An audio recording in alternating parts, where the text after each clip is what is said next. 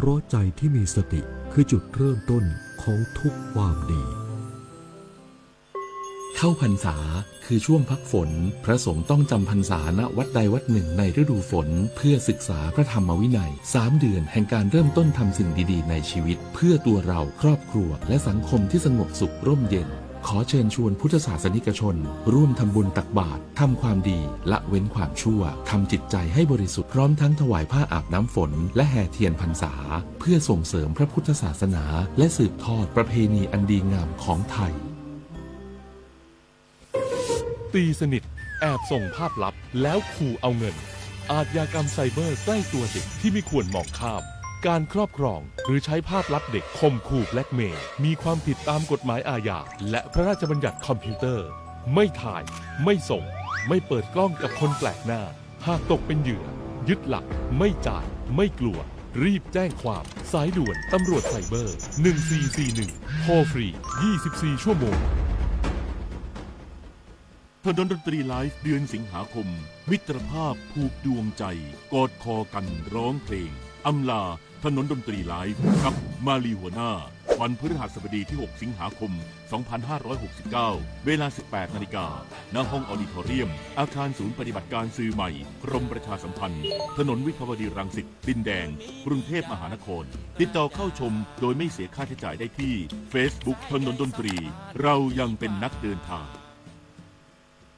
เกิดเหตุเจ้าหน้าที่ EOD เหยียบกับระเบิดบาดเจ็บสาหัสระหว่างปฏิบัติภารกิจเก็บกู้ในพื้นที่ชายแดนสระแก้วหน่วยปฏิบัติการทุ่นระเบิดด้านมนุษยธรรมที่ 1ยังคงเดินหน้าปฏิบัติภารกิจเก็บกู้ทุ่นระเบิดในพื้นที่อันตรายบริเวณบ้านหนองจานตำบลโนนหมักมุ่นอำเภอโคกสูงจังหวัดสระแก้วแต่ระหว่างปฏิบัติหน้าที่เจ้าหน้าที่ได้เหยียบกับระเบิดจนได้รับบาดเจ็บสาหัสคือจ่าสิบเอกอุดมศักดิ์นึกมั่นเจ้าหน้าที่สำรวจทางเทคนิคสังกัดกองพันทหารมาที่ 30ซึ่งขณะเกิดเหตุอยู่ระหว่างการสำรวจและกำหนดแนวทุ่นระเบิดชนิด PMN ที่ตรวจพบในพื้นที่เพื่อวางแผนเก็บกู้อย่างปลอดภัยส่งผลให้ข้อเท้าซ้ายขาดและแขนซ้ายได้รับบาดเจ็บจากสะเก็ดระเบิดแต่ยังคงมีสติรู้สึกตัวดีหลังเกิดเหตุชุดปฏิบัติการได้เร่งให้การปฐมพยาบาลก่อนลำเลียงผู้ได้รับบาดเจ็บส่งโรงพยาบาลอรัญญประเทศเพื่อเข้ารับการรักษาอย่างเร่งด่วนพร้อมยุติการปฏิบัติการในพื้นที่ชั่วคราวสำหรับพื้นที่ปฏิบัติการแห่งนี้เป็นพื้นที่อันตรายที่มีทุ่นระเบิดตกค้างจากสถานการณ์ในอดีตมีพื้นที่รวมกว่า 80,000 ตารางเมตรโดยเจ้าหน้าที่สามารถเก็บกู้ได้แล้วกว่า 62,000 ตารางเมตรเหลือพื้นที่ที่ต้องดำเนินการอีก 18,800 ตารางเมตรเหตุการณ์ครั้งนี้สะท้อนให้เห็นถึงความเสี่ยงของภารกิจเก็บกู้ทุ่นระเบิดแม้จะดำเนินงานภายใต้มาตรการความปลอดภัยอย่างเข้มงวดแต่ยังคงมีวัตถุระเบิดตกค้างที่อาจเป็นอันตรายได้จึงจำเป็นต้องใช้ความระมัดระวังสูงสุดเพื่อความปลอดภัยของเจ้าหน้าที่และประชาชนในพื้นที่ชายแดนสรัญชนารถชุ่มสวทสระแก้วรายงานกรมบัญชีกลางอัปเดตการจ่ายเงินตามโครงการลงทะเบียนบัตรสวัสดิการแห่งรัฐเดือนสิงหาคม 2569 โดยขยายเวลาการรับสิทธิ์ให้ผู้ถือบัตรอย่างต่อเนื่องและเงินเพิ่มเบี้ยความพิการอีก 200 บาทต่อเดือนนายธนาโชครุ่งถิปานนท์รองอธิบดีกรมบัญชีกลางในฐานะโฆษกกรมบัญชีกลางเปิดเผยว่าโครงการลงทะเบียนเพื่อสวัสดิการแห่งรัฐปี 2565 ได้ประกาศขยายเวลาการรับสิทธิ์สำหรับผู้มีสิทธิตามโครงการเดิมออกไปจนถึงวันที่ 30 กันยายน 2569 จากเดิมที่จะสิ้นสุดในวันที่ 31 กรกฎาคมนี้โดยผู้มีสิทธิในปัจจุบันไม่ต้องดำเนินการใดๆเพิ่มเติมและสามารถใช้สิทธิ์ผ่านบัตรประจำตัวประชาชนแบบสมาร์ทการ์ดได้ตามปกติสำหรับรายการโอนเงินสวัสดิการแห่งรัฐในเดือนสิงหาคมนี้ผู้มีบัตรสวัสดิการแห่งรัฐจะได้รับวงเงินซื้อสินค้าอุปโภคบริโภค 1,000 บาทต่อคนต่อเดือนส่วนลดค่าซื้อก๊าซหุงต้ม 80 บาทต่อคนต่อ 3 เดือนไปจนถึงเดือนกันยายนนี้แล้ววงเงินค่าเดินทางผ่านระบบขนส่งสาธารณะ 750 บาทต่อคนต่อเดือนครอบคลุมบริษัทขนส่งจำกัดหรือบขส.องค์การขนส่งมวลชนกรุงเทพหรือขสมก.รถไฟรถไฟฟ้าและรถโดยสารเอกชนที่เข้าร่วมโครงการโดยวงเงินดังกล่าวไม่สามารถถอนเป็นเงินสดหรือสะสมไปใช้ในเดือนถัดไปได้นอกจากนี้วันที่ 20 สิงหาคม 2569 ผู้มีสิทธิ์ที่เป็นคนพิการซึ่งมีบัตรประจำตัวคนพิการและได้รับเบี้ยความพิการ 800 บาทต่อเดือนจะได้รับเงินเพิ่มเบี้ยความพิการอีก 200 บาทต่อเดือนโดยโอนเข้าบัญชีเงินฝากธนาคารที่ผูกพร้อมเพย์ด้วยเลขประจำตัวประชาชน 13 หลักหรือบัญชีที่แชร์รับเบี้ยความพิการปุริมปราศโสภาภาครายงาน จังหวัดภูเก็ตคุมเข้มมาตรการรักษาความสงบเรียบร้อยและการงดจำหน่ายเครื่องดื่มแอลกอฮอล์ทุกชนิดเป็นเวลา 48 ชั่วโมงในช่วงวันอาสาฬหบูชาและวันเข้าพรรษาหากพบฝ่าฝืนดำเนินคดีตามกฎหมาย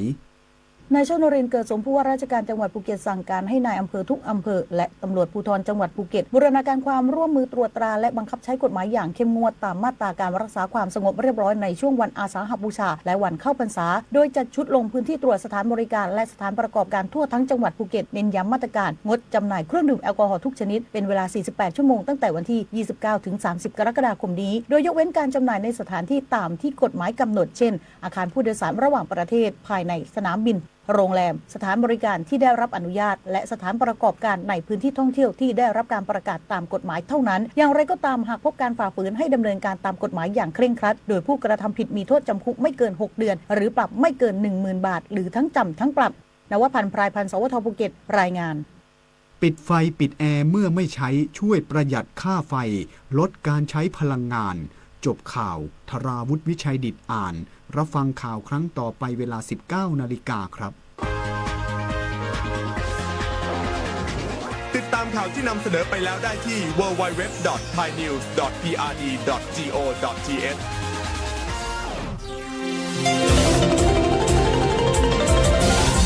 วิทยุแห่งประเทศไทยให้ความรู้คู่ความสุข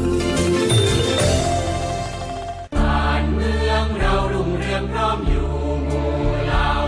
ชาติศาสนาพระมหากษัตริย์คือสถาบันหลักที่อยู่คู่ประเทศไทยมายาวนานความมั่นคงของชาติไม่ได้อยู่ที่ใครคนใดคนหนึ่งแต่อยู่ที่ความเข้าใจและความตระหนักรู้ของพวกเราทุกคนร่วมกันปลูกฝังความภาคภูมิใจในความเป็นไทยศึกษาประวัติศาสตร์วัฒนธรรมและคุณูปการของสถาบันหลักเพื่อส่งต่อความเข้มแข็งนี้สู่ลูกหลานเราคือพลังรักชาติร่วมสร้างสรรค์และปกป้องผืนแผ่นดินไทยด้วยจิตสำนึกที่ดีสำนักงานประชาสัมพันธ์ที่ 3 กรมประชาสัมพันธ์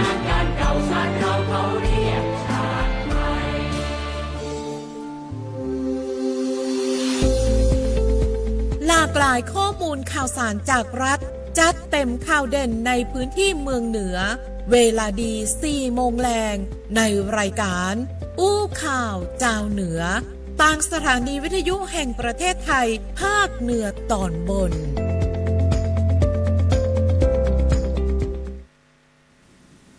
สวัสดีเจ้าอู้ข่าวเจ้าเหนือกับทีมงานสวท.ลำปางวันนี้เราปะกันวันพุธที่เสาร์9 กรกฎาคม 2569 เจ้าคุณผู้ฟังเจ้า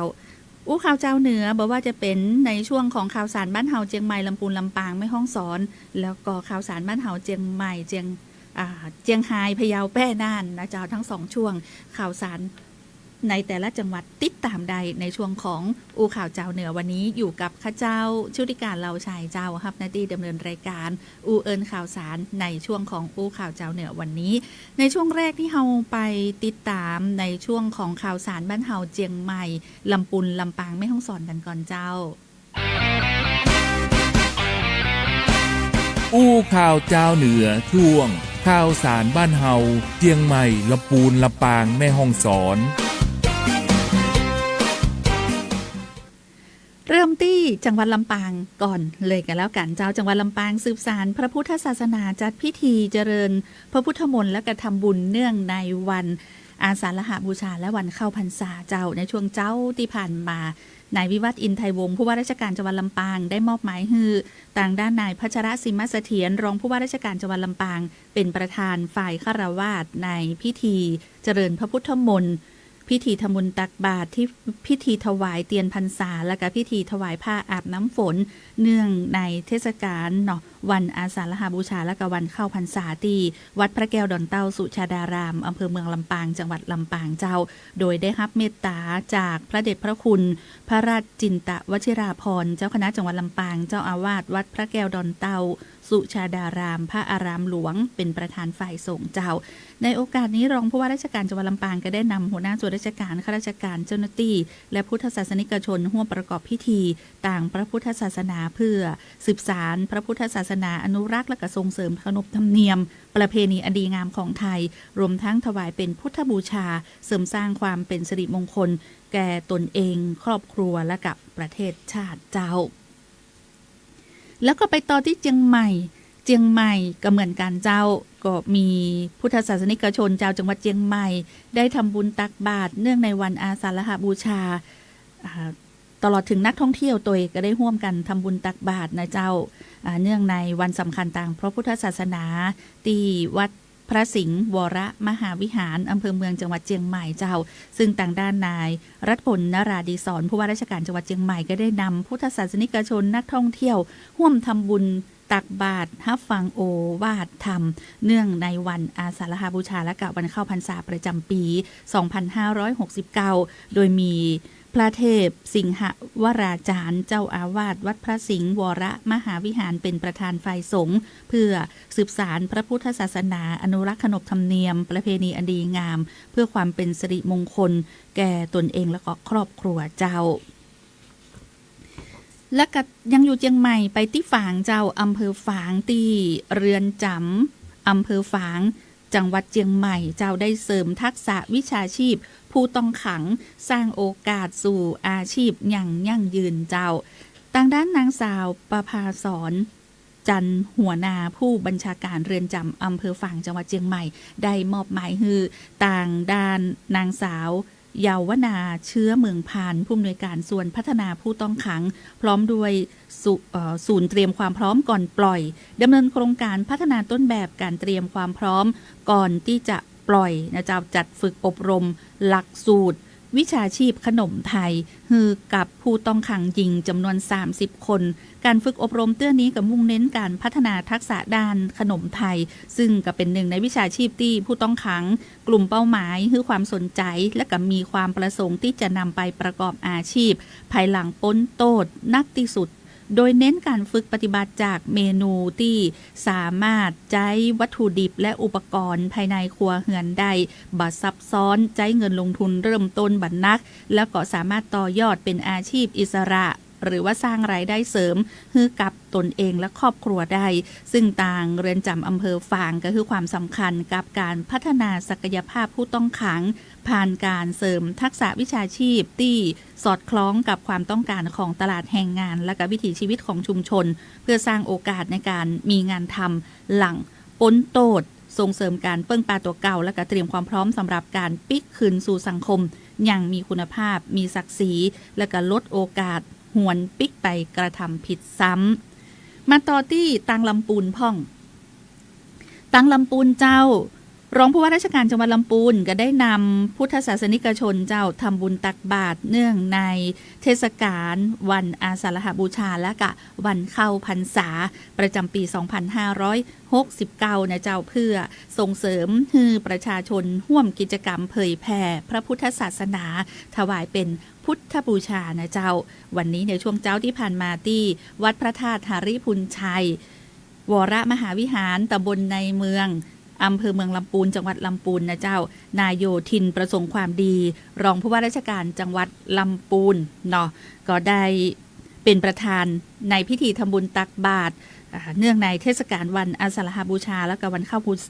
พรรษาประจำปี 2569 พร้อมด้วยนายปรีชาสมชัยปลัดจังหวัดลำพูนนางสกุลรัตน์จันมณีหัวหน้าสำนักงานจังหวัดลำพูนศาล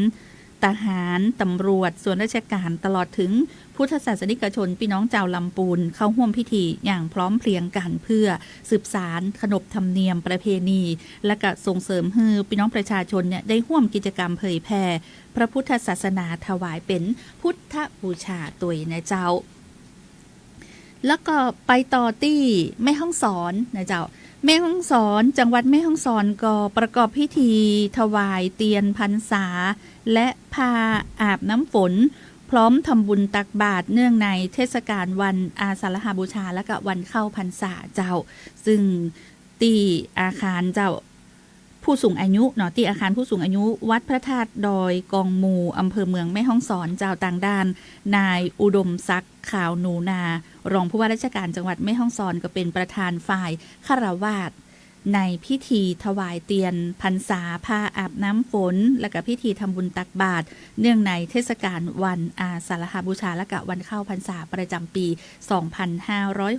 2569 โดยมีพระสุมนศาสนกิจเจ้าคณะจังหวัดแม่ฮ่องสอนเป็นประธานฝ่ายสงฆ์และก็มีหัวหน้าส่วนราชการพุทธศาสนิกชนเจ้าจังหวัดแม่ฮ่องสอนร่วมกิจกรรมกันอย่างพร้อมเพรียงโดยมีผู้ว่าราชการจังหวัดแม่ฮ่องสอนก็นำผู้ร่วมพิธีถวายเตียนพรรษาจากนั้นก็ได้ร่วมกันทำบุญตักบาตรแด่พระภิกษุสามเณรจำนวน23 รูปณบริเวณลานพระธาตุทั้งนี้จังหวัดแม่ฮ่องสอนเจ้าได้ร่วมกับต่างคณะสงฆ์จังหวัดแม่ฮ่องสอนและก็หน่วยงานทั้งภาครัฐภาคเอกชนจัดกิจกรรมส่งเสริมพระพุทธศาสนาเนื่องในวันอาสาฬหบูชาและวันเข้าพรรษาประจำปี 2569 ระหว่างวันที่27ถึง31 กรกฎาคม 2569 ที่วัดพระธาตุดอยกองมูอำเภอเมืองจังหวัดแม่ฮ่องสอนเจ้ายังอยู่ที่แม่ฮ่องสอนไปที่แม่เสรียงนะเจ้าต่างด้านตำรวจสภ.แม่เสรียงลงพื้นที่ชุมชนแม่เหาะรณรงค์งดขายเครื่องดื่มแอลกอฮอล์48 ชั่วโมงช่วงวันอาสาฬหบูชาและเข้าพรรษาปีนี้เจ้าต่างเจ้าหน้าที่ตำรวจจุดตรวจแม่เหาะสถานีตำรวจภูธรแม่เสรียงเดินหน้าลงพื้นที่เดินสายแจกประกาศประชาสัมพันธ์แก่ร้านค้าและผู้ประกอบการในพื้นที่ชุมชนบ้านแม่เหาะตำบลแม่เหาะอำเภอแม่เสรียงจังหวัดแม่ฮ่องสอนเจ้าเพื่อขอความร่วมมือในการงดจำหน่ายเครื่องดื่มแอลกอฮอล์ทุกชนิดทั้งการขายปลีกขายส่งในช่วงวันสำคัญทางพระพุทธศาสนาก็คือวันอาสาฬหบูชาและก็วันเข้าพรรษาเจ้าเพื่อรณรงค์คือพี่น้องประชาชนได้ปฏิบัติตามประกาศของสำนักนายกรัฐมนตรีเรื่องกำหนดวันห้ามขายเครื่องดื่มแอลกอฮอล์ฉบับที่3พุทธศักราช 2558 ซึ่งกำหนดให้วันสำคัญต่างพระพุทธศาสนา5วันบอกว่าจะเป็นมาฆบูชาวิสาขบูชาอาสาฬหบูชาเข้าพรรษาออกพรรษาเป็นวันห้ามขายเครื่องดื่มแอลกอฮอล์ทุกชนิดนะเจ้ากำหนดเวลาห้ามจำหน่ายเครื่องดื่มแอลกอฮอล์ครอบคลุมระยะเวลา48 ชั่วโมงเต็มโดยเริ่มตั้งแต่เที่ยงคืน1 นาทีของวันที่29 กรกฎาคมวันนี้ไปจนถึงวันที่ไปจนถึงเวลาเที่ยงคืนนะจ๊ะของวันที่30 กรกฎาคม 2569 ก็คือ48 ชั่วโมงซึ่งต่างสถานีตำรวจภูธรแม่เสรียงก็ขอความร่วมมือร้านค้าประชาชนปฏิบัติตามอย่างเคร่งครัดหากพบภัยฝ่าฝืนเจ้าหน้าที่จะดำเนินคดีตามขั้นตอนของกฎหมายอย่างบ่มีข้อยกเว้นเจ้าเดี๋ยวพักกันสักกรรมเดี๋ยวเราจะไปต่อในช่วงของข่าวสารบ้านเฮาเจียงไฮ้พะเยาแป้น่านกันเนาะอู้ข่าวเจ้าเหนือช่วงข่าวสารบ้านเฮาเจียงไฮ้พะเยาแป่น่าน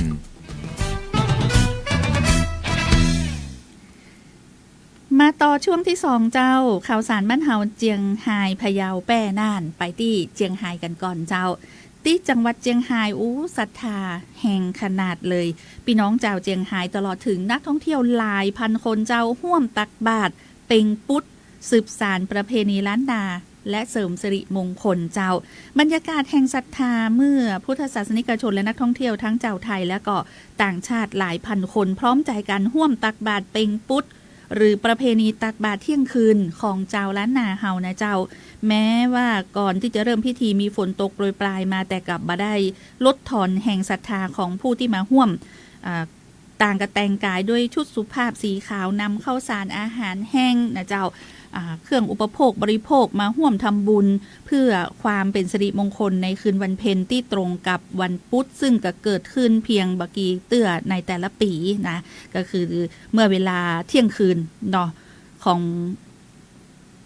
เที่ยงคืนนะเจ้าพระสงฆ์ก็ได้ออกบิณฑบาตตามประเพณีหลังจากประกอบพิธีอัญเชิญพระอุปคุตตามความเชื่อของเจ้าล้านนานะเจ้าเพราะว่าเชื่อว่าพระอุปคุตเนี่ยเป็นพระอรหันต์ผู้ทรงฤทธิ์ที่มีหน้าที่ปราบพยามารปกป้องคุ้มครองพระพุทธศาสนานะเจ้าก็ได้มีการอัญเชิญพระอุปคุตก่อนเริ่มพิธีเพื่อความเป็นสิริมงคลป้องกันสิ่งที่จะเกิดขึ้นเนาะแล้วก็งานบุญต่างๆเนี่ยก็เลยมีการ มีความเชื่อนะเจ้าว่าในวันเป็งปุ๊ดเนี่ยคือพระอุปคุตจะจำแรงกายเป็นสามเณรน้อยและมาฮับบาตรโปรดสัตว์บนโลกมนุษย์นะเจ้าผู้ที่ได้ร่วมทำบุญในวันที่เป็นมงคลนี้ก็จะประสบความสุขความสำเร็จและความเจริญในชีวิตบรรยากาศก็เป็นไปอย่างคึกคักเพราะว่ามีพี่น้องประชาชนและกันนักท่องเที่ยวจากหลายพื้นที่เดินทางมาร่วมสัมผัสประเพณีอันทรงคุณค่าของเจ้าล้านนาอย่าง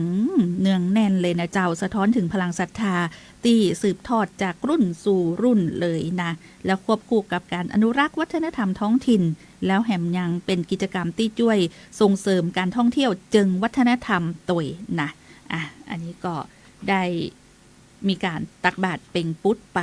ปต่อที่พะเยาเจ้าที่จังหวัดพะเยาพี่น้องประชาชน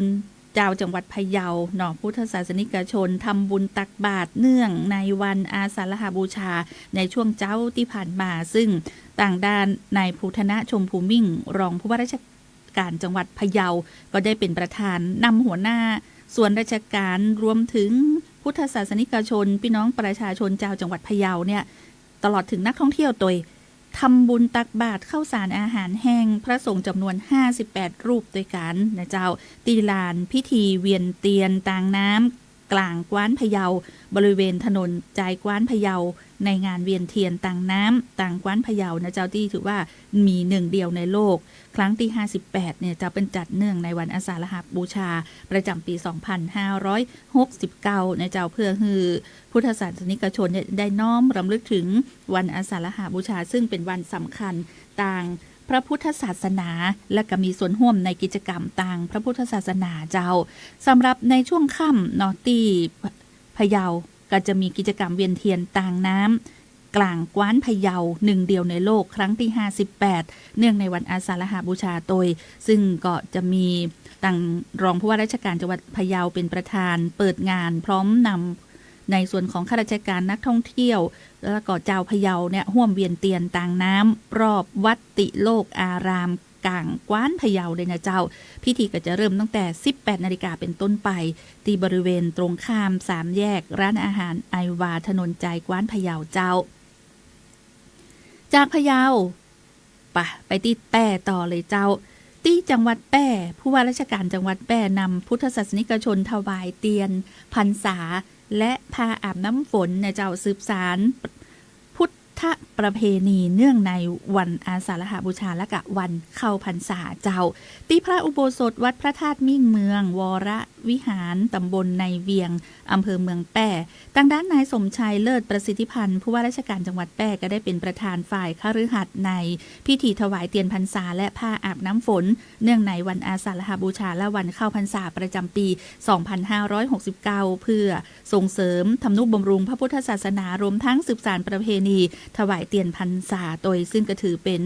พุทธประเพณีสำคัญที่ปฏิบัติสืบทอดกันมาเพื่อถวายเป็นพุทธบูชานะเจ้าตลอดถึงสนับสนุนการศึกษาพระธรรมวินัยของพระสงฆ์ตลอดช่วงเข้าพรรษาโดยส่งเสริมให้พี่น้องประชาชนเนี่ยได้ร่วมกันอนุรักษ์วัฒนธรรมอันดีงามโดยนะก็มีหัวหน้าส่วนราชการผู้แทนศาลทหารตำรวจและพุทธศาสนิกชนเข้าร่วมพิธีเจ้าอันนี้ก็ถือว่าเป็นการสืบสารอนุรักษ์สืบทอดขนบธรรมเนียมต่างพระพุทธศาสนาคือคงอยู่สืบไปนะไปต่อที่จังหวัดน่านเจ้าจังหวัดน่าน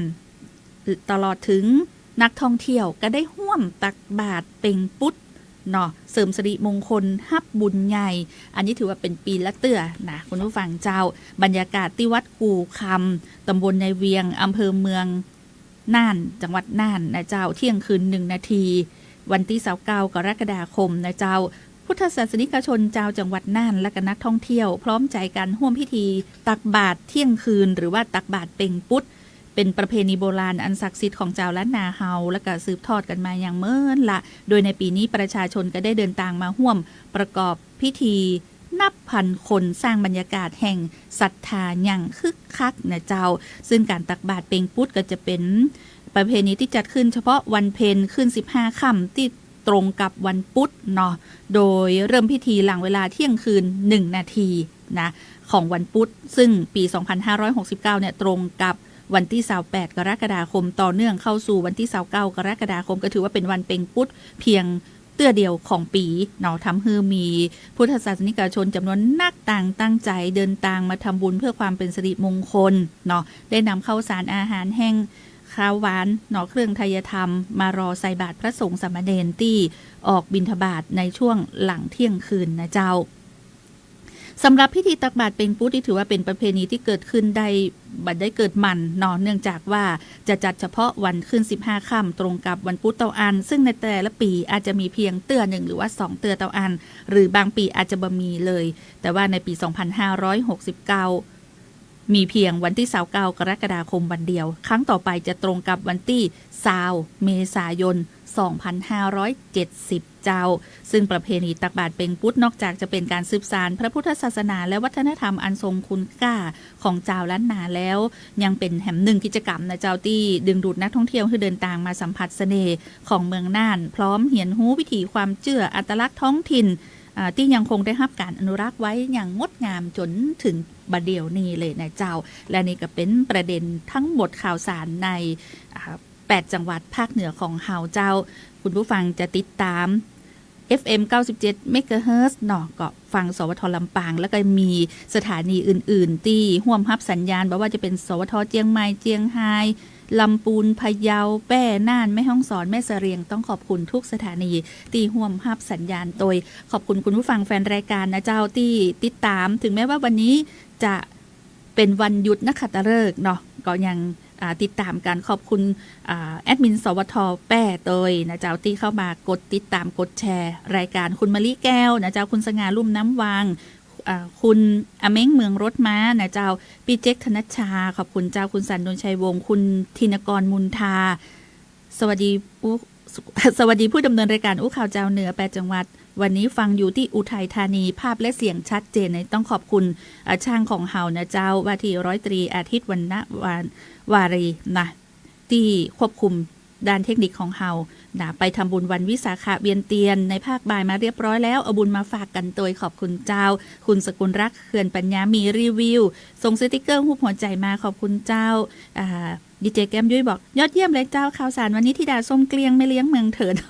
ขอบคุณเจ้าหัวหน้าแก้มยุ้ยนะคุณสกุลรักเขื่อนปัญญาเกาสวัสดีเจ้าคุณเจี๊ยบชุรีน้องเจี๊ยบชุรีใจชีวิตที่มีความสุขส่งสติกเกอร์มาแม่อูสีงามสว่างจิตขอบคุณทุกกำลังใจเจ้าวันนี้สำหรับในช่วงของอู้ข่าวเจ้าเหนือกับทีมงานสวทลำปางนะเจ้าจะต้องนำรายการจากลาคุณผู้ฟังแต่เพียงเท่านี้เดี๋ยวแฮมช่วงต่อไปขอเชิญติดตามรายการพิเศษใต้ร่มพระบารมีพระพันปีหลวงกับทางสวทชัยภูมิกันต่อนะเจ้าวันนี้ขอบพระคุณจ้านักลาไปก่อนสวัสดีเจ้าติดตามรับฟังรายการอู้ข่าวเจ้าเหนือได้ทุกวันจันทร์ถึงวันศุกร์เวลาดี 4 โมงแรงทางสวทลำปาง FM 97 เมกะเฮิรตซ์สวทลำปูน FM 95 เมกะเฮิรตซ์สวทพะเยา FM 95.25 เมกะเฮิรตซ์สวทแป้ FM 91 เมกะเฮิรตซ์สวทน่าน FM 94.75 เมกะเฮิรตซ์สวทเชียงใหม่ FM 98 เมกะเฮิรตซ์และ AM 639 กิโลเฮิรตซ์สวทฝาง FM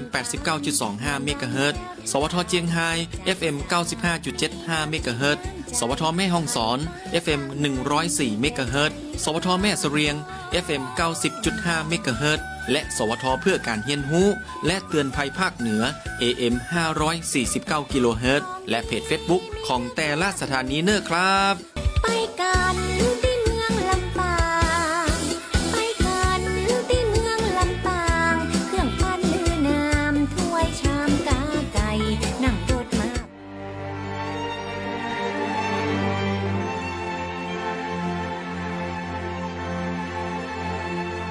สถานีวิทยุกระจายเสียงแห่งประเทศไทย70สถานีทั่วทุกภูมิภาคเสนอรายการใต้ร่มพระบารมีพระพันปีหลวง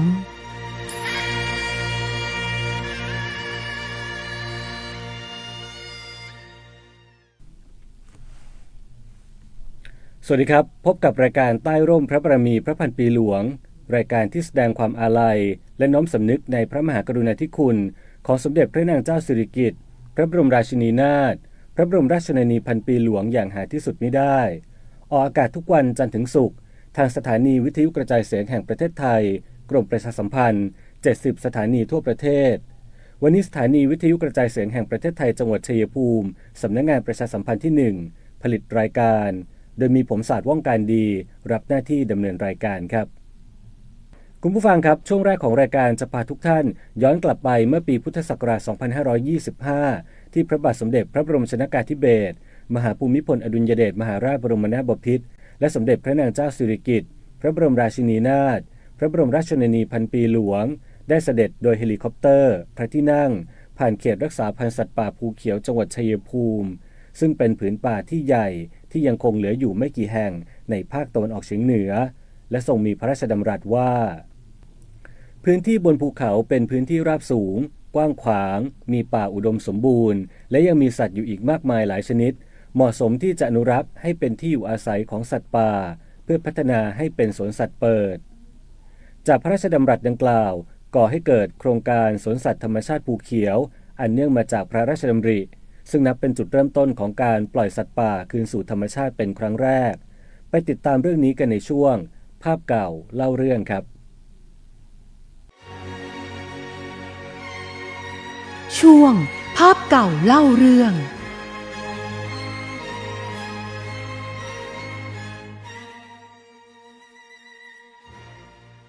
จังหวัดชัยภูมิถูกกล่าวขานถึงความมหัศจรรย์ของผืนป่าที่มีความเป็นธรรมชาติมากที่สุดนั่นคือเขตรักษาพันธุ์สัตว์ป่าภูเขียวสถานที่ที่เป็นแหล่งศึกษาธรรมชาติแหล่งอาหารของสัตว์ป่าที่สมบูรณ์ที่สุดมีเนื้อที่กว่า 975,000 ไร่ในเขตพื้นที่อำเภอคอนสารเกษตรสมบูรณ์และอำเภอหนองบัวแดงเป็นผืนป่าที่มีความอุดมสมบูรณ์ติด1 ใน 5ของประเทศเมื่อปีพุทธศักราช 2525 พระบาทสมเด็จพระบรมชนกาธิเบศรมหาภูมิพลอดุลยเดชมหาราชบรมนาถบพิตรและสมเด็จพระนางเจ้าสิริกิติ์พระบรมราชินีนาถพระบรมราชชนนีพันปีหลวงได้เสด็จพระราชดำเนินโดยเฮลิคอปเตอร์พระที่นั่งเพื่อส่งเยี่ยมประสบนิกรในพื้นที่ภาคตะวันออกเฉียงเหนือและได้ผ่านเขตรักษาพันธุ์สัตว์ป่าภูเขียวส่งทอดพระเนตรเห็นผืนป่าที่มีความเขียวขจีมีความอุดมสมบูรณ์ทรงมีพระราชดำริอยากให้รักษาผืนป่าแห่งนี้ให้เป็นป่าที่อุดมสมบูรณ์อนุรักษ์ให้เป็นที่อยู่อาศัยของสัตว์ป่าและพัฒนาให้เป็นสวนสัตว์ป่าเปิดซึ่งจะเป็นประโยชน์อย่างยิ่งต่อการอนุรักษ์ธรรมชาติและส่งเสริมการท่องเที่ยวรวมทั้งไม่ให้ประชาชนเข้าไปบุกรุกป่าและล่าสัตว์โดยพัฒนาหมู่บ้านบริเวณใกล้เคียงภูเขียวทั้งหมดให้มีความเจริญพร้อมทั้งส่งเสริมอาชีพให้สามารถดำรงชีพอยู่ได้มีความอยู่ดีกินดีมีความรับผิดชอบรักป่าและสัตว์ป่าด้วยพระราชประสงค์ของพระบาทสมเด็จพระบรมชนกาธิเบศรมหาภูมิพลอดุลยเดชมหาราชบรมนาถบพิตรสมเด็จพระนางเจ้าสิริกิติ์พระบรมราชินีนาถพระบรมราชชนนีพันปีหลวงทรงสนองพระราชดำริโดยให้ราชเลขาของพระองค์ทำแผนงานโครงการอนุรักษ์พันธุ์สัตว์ป่าภูเขียวขึ้นโดยการวางแผนพัฒนาหมู่บ้านรอบป่าภูเขียวให้มีความอยู่ดีกินดีปลูกฝังให้รักป่าและสัตว์ป่าซึ่งได้จะตั้งโครงการบริเวณรอยต่ออำเภอหนองบัวแดงอำเภอคอนสารอำเภอเกษตรสมบูรณ์จังหวัดชัยภูมิรวมทั้งวางแผนในการปล่อยสัตว์ป่าด้วยการจัดงานวันอิสรภาพของสัตว์ป่าไทยขึ้นในวันที่ 23 ธันวาคมพุทธศักราช 2530 ณ บริเวณทุ่งกระมังภายในเขตรักษาพันธุ์สัตว์ป่าภูเขียวโดยพระบาทสมเด็จพระปรเมนทรรามาธิบดีศรีสินมหาวชิราลงกรณ์พระวชิรเกล้าเจ้าอยู่หัวเมื่อครั้งดำรงตำแหน่งพระอิสริยยศเป็นสมเด็จพระบรมโอรสาธิราชเจ้าฟ้ามหาวชิราลงกรณ์สยามกุฎราชกุมารเสด็จเป็นองค์ประธานในการปล่อยสัตว์ป่าอาทิเช่นกวางกระจงและนกนานาพันธุ์ให้คืนสู่ป่าภูเขียวและในโอกาสนี้ราษฎรที่มาเข้าเฝ้าได้ถวายสัตย์ปฏิญาณว่าจะไม่เข้าป่าล่าสัตว์ในป่าภูเขียวอีกพร้อมกับน้อมเกล้าน้อมกระหม่อมถวายปืนที่ใช้ในการล่าสัตว์จำนวนกว่า 1,200 กระบอกด้วยและเมื่อวันที่ 21 ธันวาคมพุทธศักราช 2535 สมเด็จพระนางเจ้าสิริกิติ์พระบรมราชินีนาถพระบรมราชชนนีพันปีหลวงเสด็จพระราชดำเนินไปประกอบพิธีปล่อยสัตว์ป่า 7 ชนิดจำนวน 98 ตัวที่บริเวณทุ่งกระมังในพิธีดังกล่าวมีประชาชนรอบหมู่บ้านภูเขียวจำนวนมากมอบอาวุธล่าสัตว์ป่า และกล่าวคำปฏิญาณตนว่าจะไม่เข้าไปล่าสัตว์ป่าและบุกรุกทำลายป่าอีกต่อไปด้วยสายพระเนตรที่ยาวไกลและพระเมตตาที่มีต่อสัตว์ป่าทำให้ปัจจุบันเขตรักษาพันธุ์สัตว์ป่าภูเขียวเป็นแหล่งอาหารสำคัญของสัตว์ป่าโดยเฉพาะสัตว์กินพืชรวมทั้งจำนวนสัตว์ป่าได้มีการขยายพันธุ์จำนวนมากขึ้นอย่างต่อเนื่องกลายเป็นแหล่งศึกษาชีวิตสัตว์ป่าศึกษาธรรมชาติซึ่งที่นี่เป็นสถานที่ที่นักท่องเที่ยวเชิงอนุรักษ์ประทับใจในความงดงามและระบบนิเวศเป็นอย่างมากนอกจากนี้ยังได้จัดตั้งสถานีเพาะเลี้ยงสัตว์ป่าภูเขียวเพื่อเพาะเลี้ยงและขยายพันธุ์สัตว์ป่าหายากสัตว์ใกล้สูญพันธุ์และสัตว์ป่าที่มีคุณค่าทางเศรษฐกิจเช่นเป็ดกาบไก่ฟ้าพญาลอกวางป่าเนื้อทรายปัจจุบันสัตว์ป่าดังกล่าวมีจำนวนเพิ่มมากขึ้นและกลับคืนสู่ธรรมชาติด้วยสำนึกในพระมหากรุณาธิคุณของพระบาทสมเด็จพระบรมชนกาธิเบศรมหาภูมิพลอดุลยเดชมหาราชบรมนาถบพิตรสมเด็จพระนางเจ้าสิริกิติ์พระบรมราชินีนาถพระบรมราชชนนีพันปีหลวงและพระบาทสมเด็จพระปรเมนทรรามาธิบดีศรีสินมหาวชิราลงกรณ์พระวชิรเกล้าเจ้าอยู่หัวเจ้าหน้าที่เขตรักษาพันธุ์สัตว์ป่าทุกคน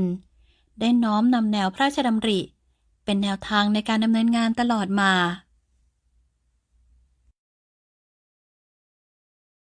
คุณผู้ฟังครับกว่าจะเป็นผ้าไหมผืนหนึ่งเกิดจากกระบวนการสร้างสรรค์ผ่านทั้งการเวลาความอดทนประสานจิตวิญญาณของครูช่างหัตถศิลป์ดังเช่นเรื่องราวของครูสมใจคงชัยภูมิผู้เติบโตมากับภูมิปัญญาการทอผ้าไหมมัดหมี่ตั้งแต่วัยเยาว์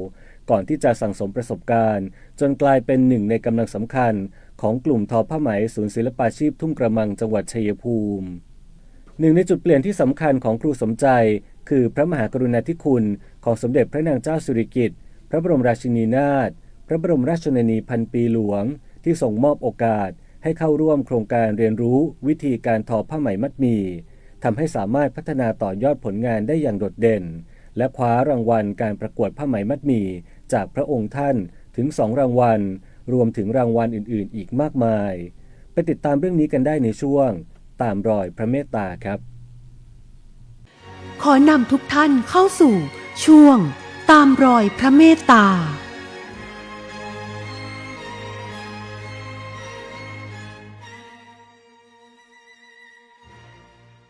ตั้งแต่เริ่มแรกกะพ่อแม่พาเลี้ยงม่อนเนาะเลี้ยงม่อนท้อทำเองนุ่งเองนะคะบ่ได้ขายที่ตะเกียกค่ะสมัยตะกี้บ่ได้ขายท้อเองทำเองนุ่งเองแต่เป็นสาวอยู่พุ่นค่ะหัดเฮ็ดแต่หัด15 ปีเพราะว่าอาเพิ่นเป็นช่างไหมเพิ่นก็บอกพอใหญ่มาอยู่พี่ก็มีหมู่มีพวกก็เฮ็ดไปธรรมดาเฮ็ดได้ขายมาอยู่พี่ขายผืนละ1,000 บาทก่อนเฮ็ดขายไปเรื่อยๆค่ะรับจ้างมันมีน้ำเฮ็ดสุอันสุยางพอปี34เพิ่นมาตั้งสวนม้อนให้ท่านพวกเกษตรอำเภอเพิ่นก็เลยว่าอยากไปรับเสด็จบ่เพิ่นเลยถามว่าสิไปรับไสล่ะทงกำมังเพิ่นก็ว่าทงกำมังหนทางขึ้นยากแม่ก็บ่อยากไปเนาะ เพิ่นก็เขียนชื่อไปเบิดนั่นล่ะ40 กว่าคนไปนะก่อนสิไปก็เลยบอกกับเพื่อนคนนึงว่าเฮาเอาผ้าไปถวายบ่ยาย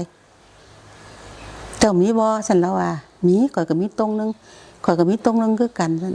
ก็เอาไปผู้ละชิ้นนะคะพอดีขึ้นผู้พานกับเมารถ2 แถวเนาะโอ้ยทั้งย่าน5 โมงเพิ่นก็ให้ไปนั่งเลี้ยงแถวบ่ป้าเพกป้าหยังเพิ่นไถพอกระตึงกระตังนะเพราะนั่งเก็บดากดีๆนะจ้ะ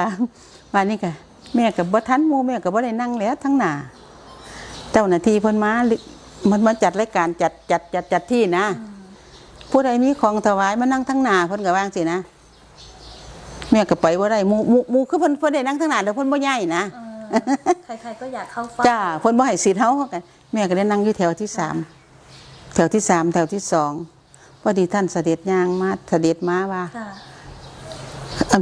เจ้าหน้าที่นายทหารเลยว่าถ้าแม่มาบ่ได้แม่ก็เอาของแม่มาวางทั้งหน้าเพิ่นเลยวางสินะเพิ่นเสด็จมาเพิ่นย่างมาเพิ่นก็มาเห็นผ้าแม่วางอยู่บ่มีเจ้าของมันบ่เพิ่นก็เลยจับเพิ่นมาเบิ่งว่า นางสมใจอยู่ที่ไหนคะเพิ่นก็เลยเอิ้นวางสินะแม่ก็เลยยกมือไหว้ทำไมมานั่งข้างหน้าล่ะว่าจะได้วางสิเพิ่นก็เลยท่านผู้หญิงเจริญจิตกับป้อนซองไอ้เพิ่นกับป้อนซองให้แม่นะวันนี้เพิ่นพ่อให้เงินให้ยังให้ซองให้ยังแล้วเพิ่นก็เลยถามว่าอยากจะเป็นสมาชิกของแม่ไหมถ้าอยากเป็นสมาชิกของแม่ก็เขียนชื่อมาเลยนะท่านส่งให้ท่านผู้หญิงเจริญจิตเลยเพิ่นวางสินะก็เขียนซื้อ4หมู่บ้านน่ะได้ไปหลายคนเติบอยู่ดอกเป็นประมาณ100พุ่นละ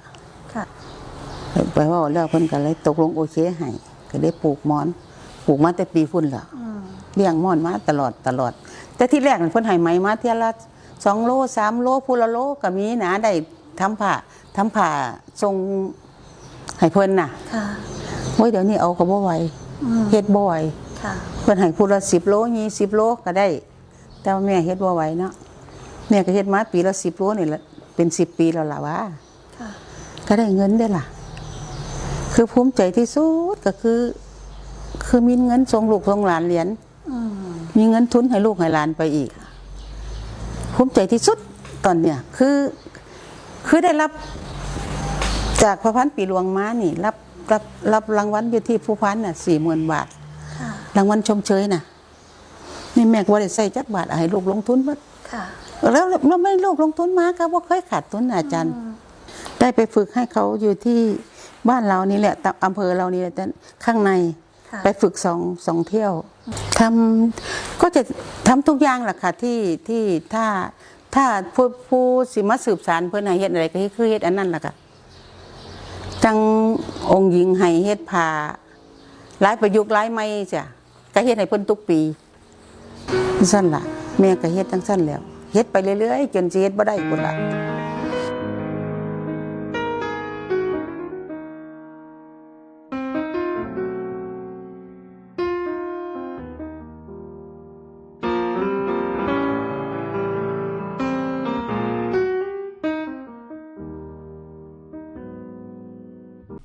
คุณผู้ฟังครับปรมาจารย์สีน้ำมันชาวชัยภูมิอย่างอาจารย์สมานคลังจตุรัสวัย72 ปีได้บอกเล่าความรู้สึกที่มีต่อสมเด็จพระนางเจ้าสิริกิติ์พระบรมราชินีนาถพระบรมราชชนนีพันปีหลวงอย่างท่วมท้นเต็มหัวใจผ่านภาพวาดเมื่อครั้งที่มีโอกาสถวายงานวาดภาพสีน้ำมันพระบรมสารีริลักษณ์เนื่องในวโรกาสเฉลิมพระเกียรติ72 พรรษาซึ่งได้รับรางวัลชนะเลิศการประกวดธนบัตรจากประเทศเยอรมนีด้วยรวมไปถึงตลอดชีวิตการเป็นศิลปินวาดภาพสีน้ำมันได้ใช้ความสามารถในการวาดภาพพระบรมสารีริลักษณ์ของสมเด็จพระบรมราชชนนีพันปีหลวงหลายร้อยรูปซึ่งวันนี้เราจะพามาฟังมุมมองของคุณกุสุมาคลังจตุรัสลูกสาวของอาจารย์สมานคลังจตุรัสที่จะมาถ่ายทอดเรื่องราวภาพวาดอันทรงคุณค่าในช่วงสานต่อพระราชปณิธานครับสวัสดีค่ะกุสุมาคลังจตุรัสลูกสาวของอาจารย์สมานคลังจตุรัสค่ะหนูจำได้แม่นเลยค่ะคุณพ่อได้มีโอกาสได้รับคัดเลือกให้เป็นผู้วาดภาพสีน้ำมันพระบรมสารีริลักษณ์ของสมเด็จพระพันปีหลวงหลายครั้งหลายโอกาสค่ะแล้วก็แต่ละภาพเนี่ยค่อนข้างจะมีขนาดใหญ่ทำให้ใช้ระยะเวลานานในการรังสรรค์ผลงานหนูจำได้ว่าคุณพ่อจะเล่าให้ฟังเสมอว่าเวลาที่ท่านวาดภาพพระบรมสารีริลักษณ์ของพระพันปีหลวงนอกจากจะต้องวาดให้สวยให้เหมือนแล้วยังจะต้องวาดให้ถึงด้วยถึงในที่นี้หมายถึงว่าเราจะต้องถ่ายทอดผลงานภาพวาดผ่านปลายภูกรรณของเราให้แสดงถึงพระเมตตาของพระองค์ท่านที่มีต่อเรานึกเห็นคุณพ่อเวลาวาดภาพอะค่ะจะเก็บทุกรายละเอียดมีความประณีตบรรจงในการสร้างสรรค์ชิ้นงานไม่ว่าจะเป็นลายผ้าไทยของฉลองพระองค์หรือว่าจะวาดภาพให้สื่อถึงจิตวิญญาณของภาพให้เห็นถึงสายพระเนตรของพระองค์ที่ทรงมองเราขณะที่เราวาดภาพนุชได้โตมากับความซาบซึ้งในพระมหากรุณาธิคุณผ่านภาพวาดของคุณพ่อค่ะสำหรับนุชแล้วภาพพระบรมสารีริลักษณ์สมเด็จพระพันปีหลวงที่คุณพ่อวาดแสดงให้ เห็นถึงหัวใจของความเป็นแม่แห่งแผ่นดินค่ะทุกครั้งที่นุชมองภาพเหล่านั้นนุชจะนึกถึงพระมหากรุณาธิคุณของพระองค์ท่านที่มีต่อเราค่ะเนื่องด้วยการที่คุณพ่อได้รับคัดเลือกให้วาดรูปพระองค์ท่านทำให้เรามีเงินมาสร้างหอศิลป์คลังจตุรัสจังหวัดชัยภูมิแห่งนี้และนอกจากนั้นคุณพ่อหรืออาจารย์สมานยังเป็นศิลปินเอกครูช่างผู้สอนแผนกภาพวาดสีน้ำมันในศูนย์ศิลปาชีพบางไทรที่เป็นโครงการศิลปาชีพในสมเด็จพระพันปีหลวงที่ทรงทำเพื่อประสงค์นิกรโดยเฉพาะเรื่องศิลปาชีพคุณพ่อจะเล่าให้ฟังเสมอว่าพระองค์ท่านทรงเหนื่อยยากแค่ไหนที่ต้องการอยากให้ชาวบ้านมีอาชีพมีชีวิตที่ดีขึ้นภาพวาดจึงกลายเป็นแรงบันดาลใจทำให้เราอยากทำอะไรเพื่อส่วนรวมบ้างนุชในฐานะลูกสาวศิลปินอาจารย์สมานคลังจตุรัสผู้สร้างสรรค์ภาพวาดพระบรมสารีริกลักษณ์สมเด็จพระพันปีหลวงนุชมองว่าการสืบสานต่อพระราชปณิธานไม่ได้หมายความว่าเราจะต้องทำสิ่งที่ใหญ่เกินตัวเสมอไปค่ะแต่เป็นการส่งต่อคุณค่านุชมีความตั้งใจที่จะสืบสานและอนุรักษ์ความเป็นไทยที่คุณพ่อได้ถ่ายทอดไว้ไม่ว่าจะเป็นการสนับสนุนงานหัตถศิลป์ไทยหรือการใช้ชีวิตอย่างมีเมตตาแบ่งปันเหมือนที่พระองค์ท่านทรงทำให้ดูเป็นแบบอย่างค่ะ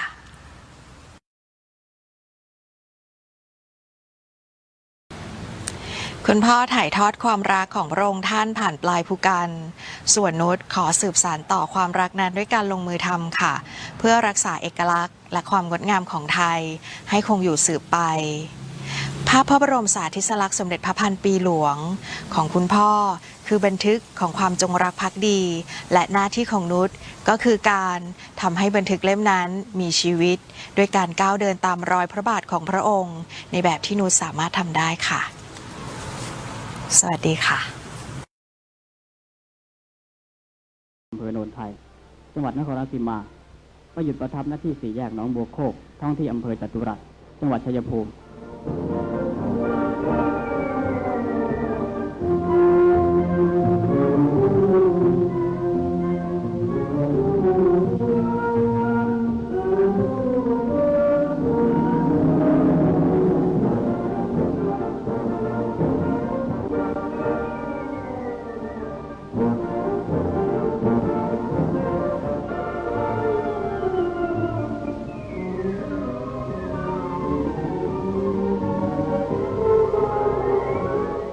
ผู้ถึงกำลังกราบบังคมทูลถึงความเป็นอยู่และอาชีพ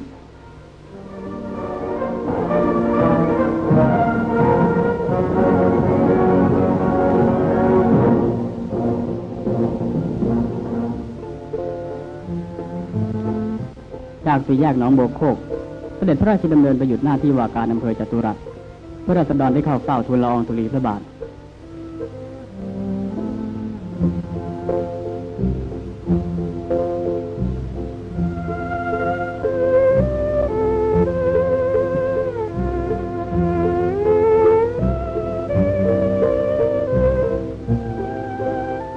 เสด็จพระราชดำเนินจากที่ว่าการอำเภอจตุรัสถึงจังหวัดชัยภูมิเวลา 12:30 น.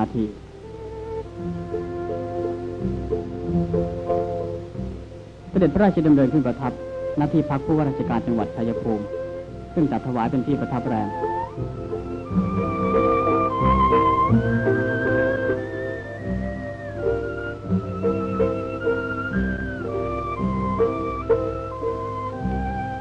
เวลา 16:30 น.เสด็จพระราชดำเนินจากที่ประทับแรมไปประทับหน้ามุกสารกลางจังหวัด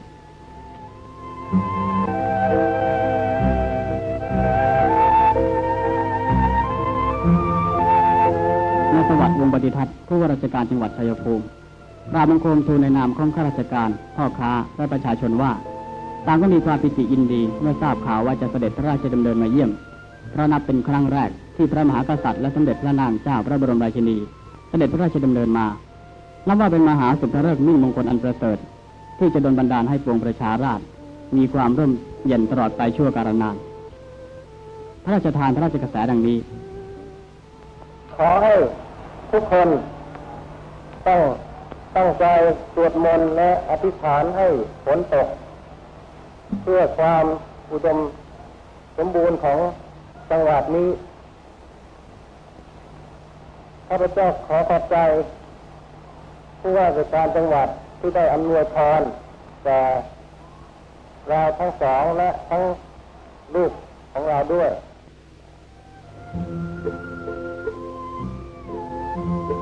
วันที่ 5 พฤศจิกายน พุทธศักราช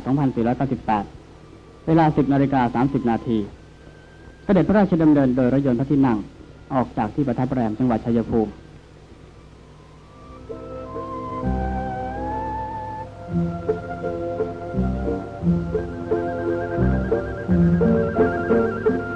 ระหว่างทางได้มีราษฎรทำซุ้มรับเสด็จและมีผู้จงรักภักดีหาของมาทูลเกล้าถวายมากมายนี่คือโต๊ะบูชาที่ราษฎรจัดตั้งไว้รับเสด็จตามหน้าบ้านของเขาเสด็จพระราชดำเนินถึงสถานีบัวใหญ่เวลา 11:30 น.ราษฎรพากันมาเพื่อเฝ้าทูลละอองธุลีพระบาทเต็มชานชราสถานีที่นี่ก็อีกแห่งหนึ่งที่ต่างก็พากันหาของมาทูลเกล้าถวายมากมายตั้งแต่ต้นทางเสด็จจนถึงพระพลาที่ประทับ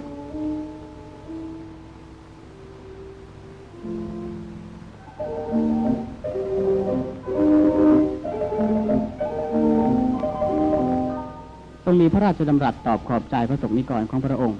ที่มารับเสด็จโดยพร้อมเพรียงและพระราชทานพรให้มีความสุขความเจริญและสมบูรณ์พูนสุขโดยทั่วกัน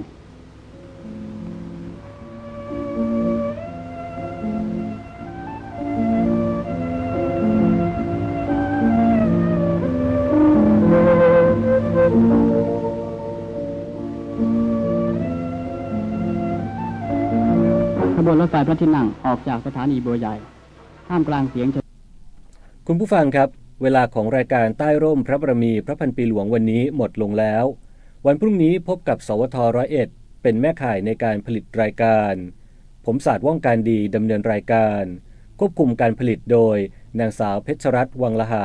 ผู้อำนวยการสถานีวิทยุกระจายเสียงแห่งประเทศไทยจังหวัดชัยภูมิและอำนวยการผลิตโดยนายสมบัติชัยรัตน์ผู้อำนวยการสำนักงานประชาสัมพันธ์ที่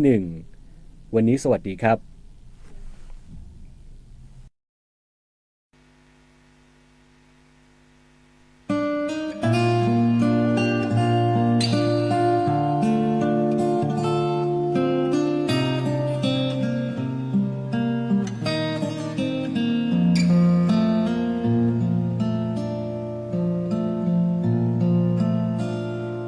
จากเส้นไหมที่แสนบอบบางจากเศษฟางเศษใบไม้ธรรมดาได้มีเกียรติมีศักดิ์ศรีได้มีคุณค่าค่าของความเป็นไทยจากชีวิตที่เคยมืดมนจากผู้คนที่ไม่เห็นหนทางไปได้เติบโตยังเข้มแข็งและมีวันนี้ได้เพราะใครถึงไม่ใช่เพราะแม่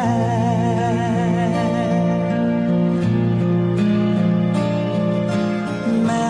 คือผู้ให้ชีวิตอุทิศทั้งกายใจ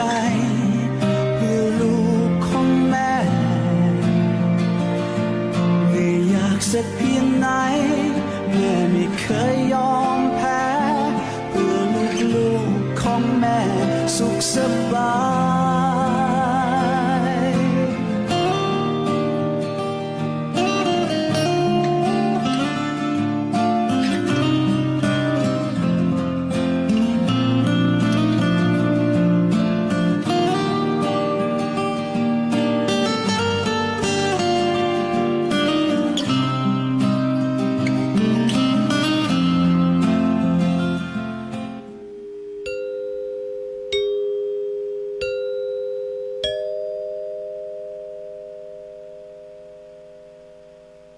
ที่นี่สถานีวิทยุกระจายเสียงแห่งประเทศไทยจากนี้ไปขอเชิญรับฟังการถ่ายทอดเสียงพิธีบำเพ็ญพระราชกุศลเวียนเทียนเนื่องในวันอาสาฬหบูชาประจำปีพุทธศักราช 2569 ณ พุทธมณฑลจังหวัดนครปฐมขอนำท่านผู้ฟังไปยังพุทธมณฑลจังหวัดนครปฐม